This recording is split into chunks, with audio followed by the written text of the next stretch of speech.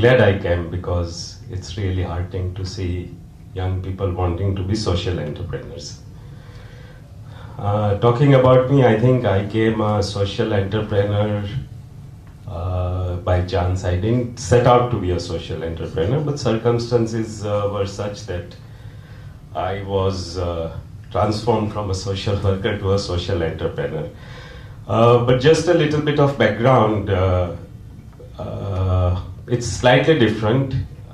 I actually hail from the Saurashtra region in Gujarat, and my grandparents, both my mother's and father's side, were really subsistence farmers over there.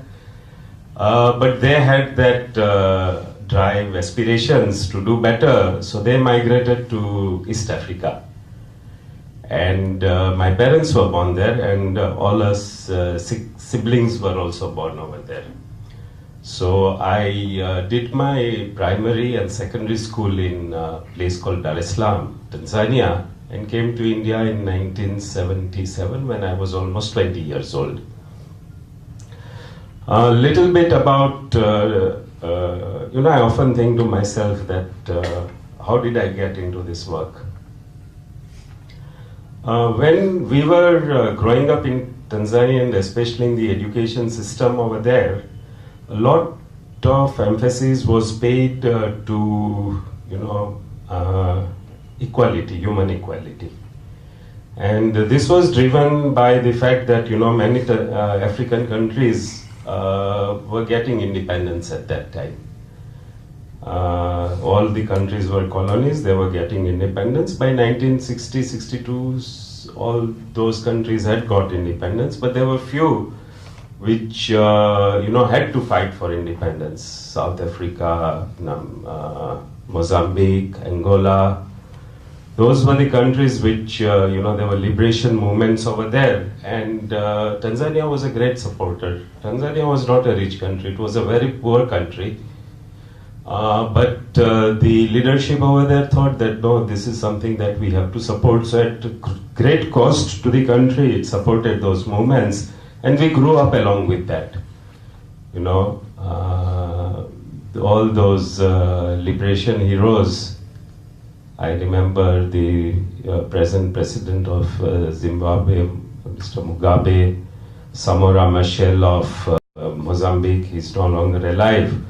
Those people used to come and give talks in our schools. So I think that is something which sort of said that no, equality, freedom is very important.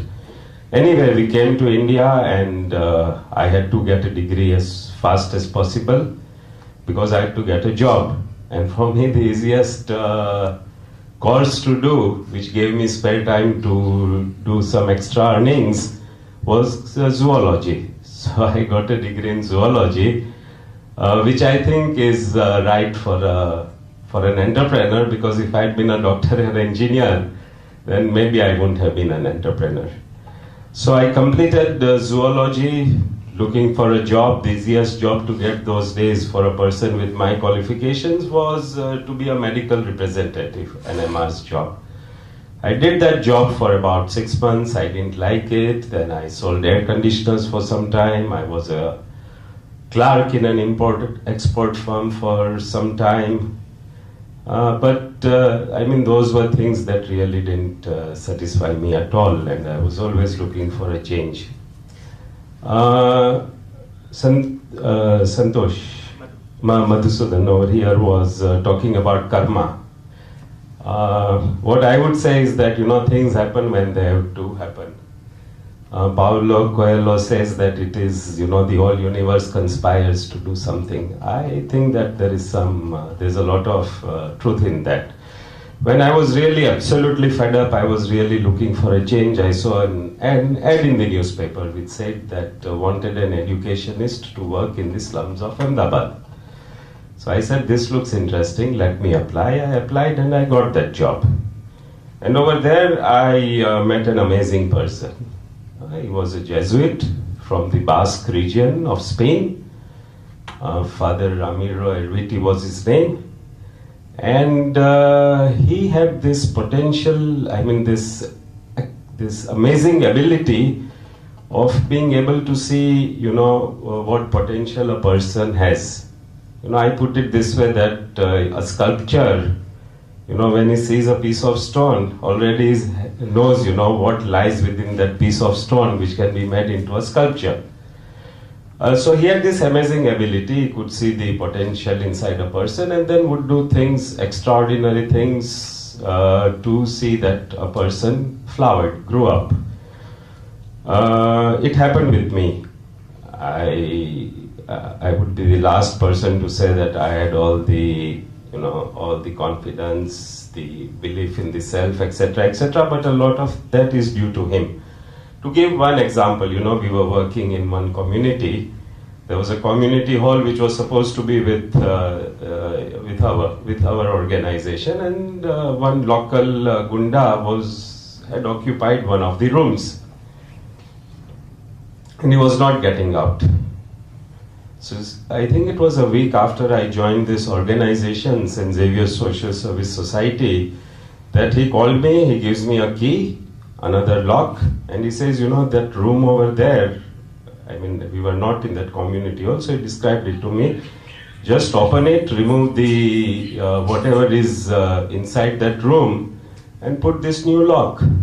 So I said, okay. So I went and I did that.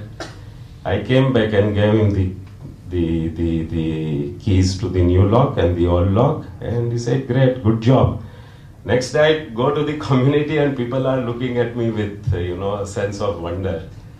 That, wow, you have done something which we could never do, you are very brave, courageous. So I said, what have I done?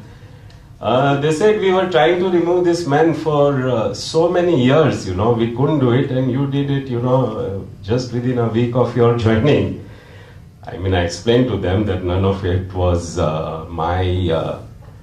it was no bravery on my part, but really that was the important lesson, that fear is in the mind. It is really in the mind. And if you are able to, think about positive things, think about things that you want to do, they do happen. But if you are again negative, then negative things also do happen. I am a great believer in the power of thought and mind, and I believe that is the prime driving force. Anyway, coming back to work, I was with St. Xavier's for about 2 years, for about 4 years, but I joined in 84, I think, 86. Father Elviti passed away, but during that time, we had all the work that we did was with slum residents, and we did work on health, education, microfinance, little bit of slum upgradation. But for me, the passion started from there, equity, that look, slum dwellers really contribute to the city. People living in slums or in such settlements. The rickshaws are driven by them. Most of your construction labor lives over there. Your vegetable vendors live over there. Your people who come and work in your homes, the domestic servants, they live there.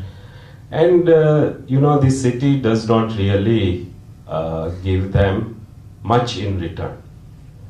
And that was just because they weren't able to articulate themselves, but more important, they were not getting the opportunities to grow, which most of us do get.